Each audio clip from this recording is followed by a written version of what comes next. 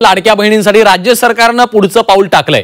लाडकी बहीण योजनेच्या हमीवर बहिणींना कर्ज देण्याचा विचार असल्याचं उपमुख्यमंत्री अजित पवारांनी जाहीर केलं।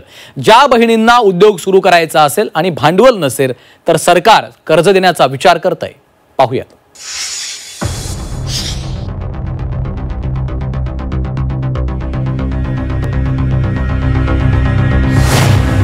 लाडक्या बहिणींनो, उद्योग करायचाय?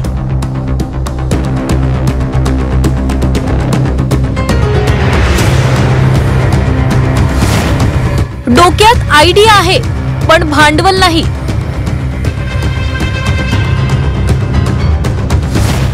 काळजी सोडा, आता सरकार देणार कर्ज।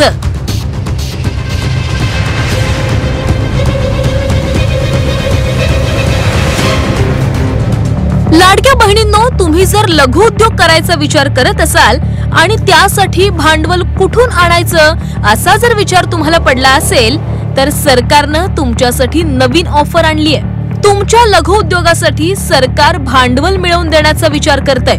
आता तुम्हाला प्रश्न पडला असेल ते कसं? तर तुमच्या खात्यात जे लाडकी बहीण योजनेचे हप्ते येतात त्याच हमीवर सरकार कर्ज देण्याचा विचार करतंय। राज्याचे उपमुख्यमंत्री अजित पवार यांनी स्वतः ही नवीन योजना जाहीर केली आहे।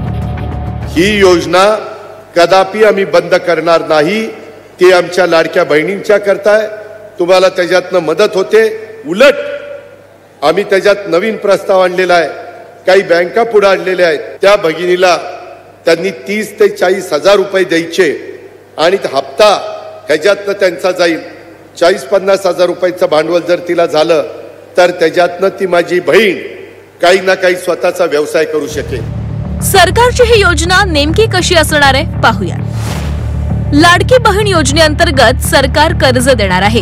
40,000 रुपये कर्ज देण्याचा सरकारचा विचार आहे। महिलांना स्वावलंबी बनवण्यासाठी सरकारनं हा विचार केलाय। कर्जाचा हप्ता लाडकी बहीण योजनेतून भरण्याची योजना आखली जातीये।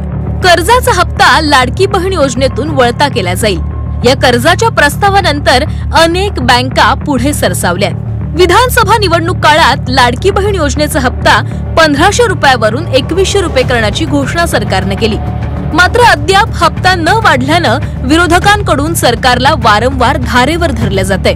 त्यातच आता सरकारने ही नवीन योजना जाहीर केली आहे। स्थानिक स्वराज्य संस्था निवडणुकीच्या तोंडावर सरकारने दिलेलं हे नवं लॉलीपॉप असल्याची टीका विरोधी पक्षनेते विजय वडेट्टीवारांनी केली आहे। पहिलेच तिजोरीमध्ये ठणठणाट आहे आणि आमच्या शेड्यूल कास्ट शेड्यूल ट्राईब विभागाचे पैसे वळवून लाडक्या बहिणींना पैसे द्यावे लागत आहेत। पुन्हा नवीन लॉलीपॉप काय जिल्हा परिषदच्या निवडणुकात तोंडावर घेऊन तर नाही आहे ना। विरोधकांच्या टीकेला सामाजिक न्याय मंत्री संजय शिरसाट यांनी जोरदार प्रत्युत्तर दिले। जे काही एकनाथ शिंदे साहेब मुख्यमंत्री असताना त्यांनी घेतलेला निर्णय तो कायमस्वरूपी अंमलात येईल। आता नवीन त्याच्यामध्ये काही डेव्हलप करायचं असेल, आणखीन काही द्यायचं असेल तर त्याचं स्वागत आहे, परंतु लाडक्या बहिणीचं जे काही आज त्यांना मिळतंय त्याच्यामध्ये कुठेही कपात होणार नाही। स्थानिक स्वराज्य संस्था निवडणुका कोणत्याही क्षणी घेतल्या जाऊ शकतात। अजित पवारांनी जाहीर केलेल्या या नव्या योजनेमुळे सरकारनं निवडणुकांची तयारी सुरू केल्याचं दिसतंय। आधीच 2100 रुपयांच्या हप्त्याच्या लाडक्या बहिणी वाट पाहतायत, त्यात आता ही नवी घोषणा। त्यामुळे निधीच्या कमतरतेचं कारण सांगणारे सरकार या निधीची तरतूद कशी करणार हाच खरा प्रश्न आहे। ब्युरो रिपोर्ट, झी 24 तास।